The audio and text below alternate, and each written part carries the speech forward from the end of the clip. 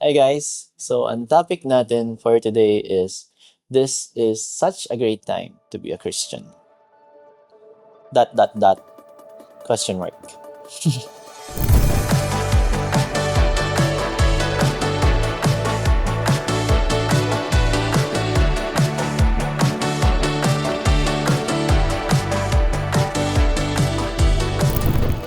So bakit pa ito yung topic na napili ko? Well, kasi the other day, nagpunta ako sa isang concert. It was Dionela's Grace Tour concert.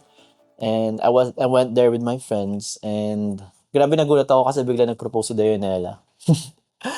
But anyway, musicality, yung galing ni Dionela. Pagpasok mo doon talaga, you'll hear him sing and yung quality ng performance niya is really what you get from the studio recording or even much better sa live. It was a very great concert. Hindi siya magulo, hindi siya mainit. There are ushers na tutulungan ka na makaupo. So, hassle-free talaga siya. Stress-free. It was a stress-free concert. And what's even more unique to that concert is it felt more like a church service, to be honest. It felt like a church service. Kaya, it's not a bad thing. Kudos kay Dionel actually for doing something that ganun ka-bold. You know, that kasi he shared his testimony there. Hindi ko na i-spoil, but he shared his testimony there. And you see this man talaga na, this is a man whose life has been transformed by God. And he's doing this very bold move. Someone from the industry is doing a very bold move, turning that concert to a worship service. Nag-praise and worship doon. Wala lang altar call, pero parang altar call na rin nangyari. And then there was actually a preaching from Pastor James of Favor Church. Nag-preach sila doon. It was amazing. Sobrang lupit na after watching the concert, it made me ask, is this the best time to be a Christian ever in the Philippines? Hindi ko kasi alam sa ibang bansa. But sa Pilipinas, this is a Catholic country. And respect to our Catholic friends dyan. You guys, kumbaga, kultura or history na talaga ng Pilipinas sa kayakap niya ng simbahang katoliko. But balik lang doon sa sinasabi ko, is this the best time to be a Christian? It's not like back in the days na pag Christian ka, medyo baduy ka. Pag Christian ka, tawag nila sa'yo, alive, alive.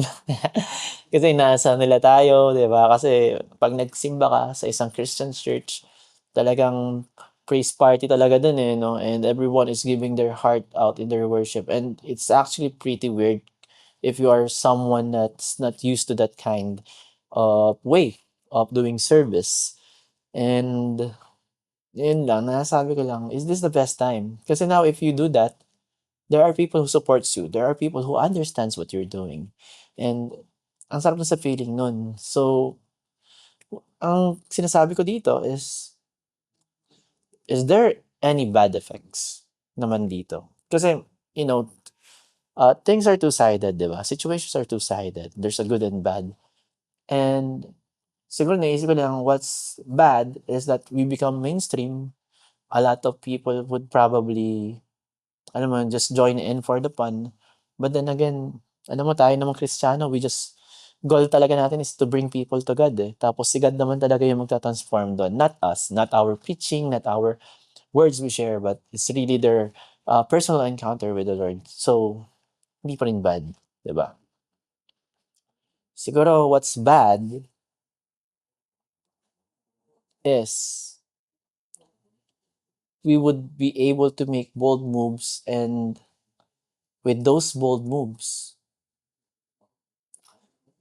what's bad would probably be the sacrifices of it or the backlash of it. Dionel, I don't know what's going to happen after his concert. Would it be accepted by the world? Would there be bashers? I don't know, but Dionel, you did the right thing. Man, you did the right thing kasi because of that, I'm sure a lot of artists are going to make bold moves. A lot of Christian creatives are going to make bold move because of that. And kahit ako, actually, after watching, sabi ko parang, gotta do something, man. This is my brothers. Gumagawa na sila ng ganito, kailangan sabayan ko, di ba? And I have to support this man. And yeah, I think that's going to create a ripple effect in the Christian community. So, kudos to that. And yun nga, siguro that's the only bad side of this is mas bibigat yung weight na kailangan nating i-carry. But the good side is we now have that courage or confident to be loud for the Lord and to be more brave, more courageous with our moves. And yun nga, nakita ko din diyan talagang we guys, we have to stick together, you know. We have to collaborate. Ang problema kasi with the born again Christian churches is that there are too many names, there are too many organization, kakaiba siya. Though that's a whole other thing and wala man akong alam dun. But siguro this is a great time for us to collaborate. I'm actually in the ministry. I'm part of Church of God Arts Ministry. And what I do there is I do outreach to the artists. So yun yung in-assignment sa akin ng ministry head namin to make events. Ang maganda dun is I can reach out to people outside the church and even collaborate with people from different churches. And ang ganda nun. And I hope a lot of people, a lot of church people or ministries would also do that, di ba? Maybe we can collaborate in a project, you know, tulungan tayo dito. I'm sure our churches have something to impart and your churches have something also to impart to us that we can consolidate and impart it to the world. Nag-isip na agad ng system, no? Pero anyway, that's just a thought naman. I'm not saying anything official here. I'm just putting it out dito, no?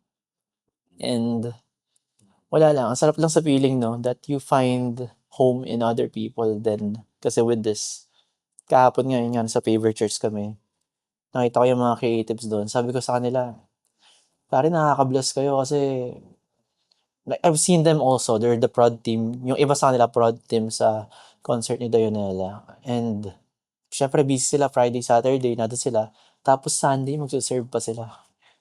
Kapagod 'di ba? But to be honest, it's not a unique story. A lot of creatives, ganyan talaga yung ginagawa sa ministry. And sobrang nakaka-bless na, alam mo, it's not only us who's making the sacrifices, but other people as well are making the sacrifice for the Lord.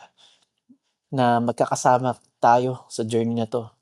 We are not bounded by the walls, by the four corners of our church. We are walang walls, and we are just one in the body of Christ. Grabe, no? Yung podcast ko actually is about film, but kailangan ko lang isingit 'to kasi it's such a wonderful message from the Lord and I want to share it all with you guys. Pero yun nga, yeah, I think this is a great time to be a Christian. Kaya you, Christians out there, if you want to make a bold move, now may be the time for it. Pero hindi ko rin alam. You know, just take my word with a grain of salt, 'di ba? But yeah, that's it for today's episode. Simple lang siya, but lay it all out there. And thank you so much, guys, for watching. And see you guys in the next episode.